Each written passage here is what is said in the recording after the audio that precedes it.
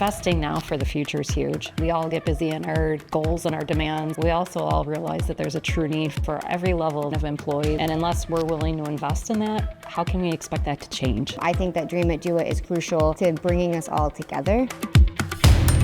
I would say the biggest challenge for companies are trying to find students that, one, are interested, and two, have the skills to fill the roles.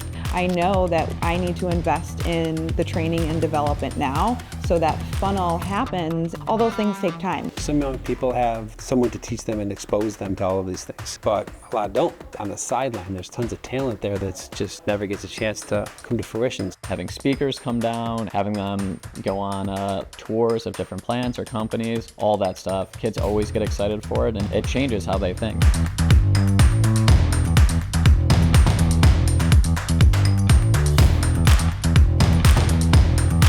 You meet so many people from all these different companies. It's just like an amazing opportunity.